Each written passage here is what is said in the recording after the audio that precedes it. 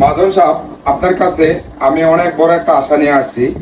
এই যে আমার এই ছেলেটা দেখতেছেন, এই ছেলেটা মাসে 20,000 টাকা বর্তমানে ইনকাম করে। তাকে একটু বিদেশে পাঠাবো আর একটু বেশি টাকা ইনকাম করার জন্য।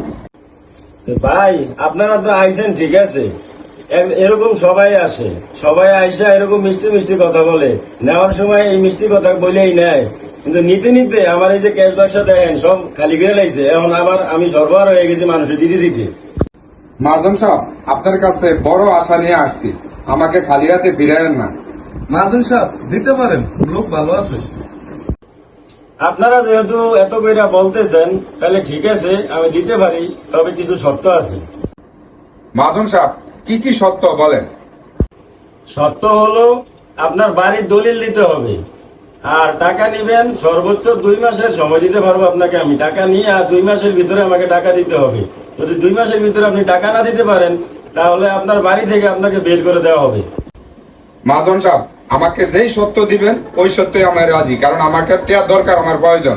আর আমি জানি মাজন সাহেব আপনি দলিল ছাড়া টাকা দিবেন না, সেই জন্য আমার দলিল আমি কিন্তু সাথে নিয়ে আসছি। এই লোন আমার বাড়ির দলিল।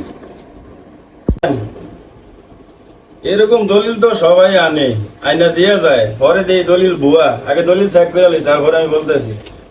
দলিল এবং তো বহুত মানুষ ঠগাইছে আমার এই নকল দলিল দিয়া। এই দলিল দিয়া কোনো কাজই লাগে না, পরে নকল দলিল দিয়ে আমার কাছ থেকে টাকা নিছে। না, দেখা যায় হ্যাঁ দলিল ঠিক আছে, হ্যাঁ দলিল আচ্ছা টাকা দিতে আছে।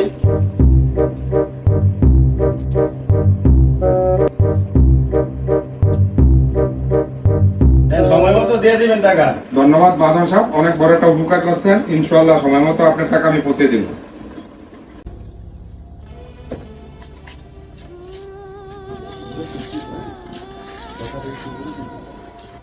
আব্বা, আমি টেনশন নেই না, ঠিক আছে?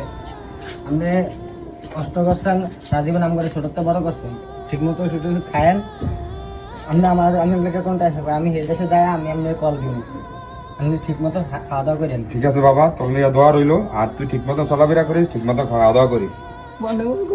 না, তুমি কষ্ট নিও না বাবা, ঠিক মতো চলাফেরা করো।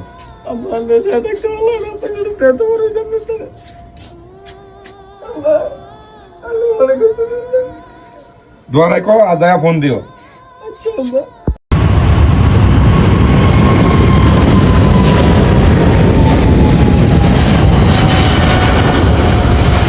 আসসালামু আলাইকুম আব্বা। ওয়ালাইকুম আসসালাম বাবা। আসুন ভালো। আচ্ছা শুনেন, আমি যেটা লেগে কল দিছিলাম, কি বিদেশ পাঠাইলেন, একটু ভালো লাগতেছে না? এত কষ্ট করি, একটু ভালো লাগে না? আমার মন দিয়ে নেই তোকে আব্বা, আমি ভালো লাগে না, বুঝলি? আমি আয়া করতে চাইতেছি আব্বা, কাল পরশু আয়া করবো আব্বা। বাবা, তুমি আমার এটা কি শুনাইলা? তুমি যেটা শুনাইছো, আমার পথের ভিখারি অঞ্চলা তার কোনো উপায় নাই। কারণ তুমি সহ তো মাজন সাহেবের থেকে টাকা আনছি, এই সময় মতো না দিলে মাজন সাহেব আমার ঘর থেকে বের করে দিয়ে আমার পথে ছাড়া আর কোনো উপায় নাই।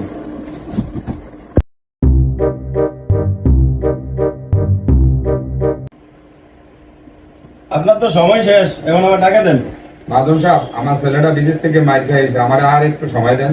আর দূর তুমি সময় করলে মারি, একদিনও সময় দেওয়া যাবে না। এখন টাকা দিবি, নাহলে কতক্ষণ বাইরে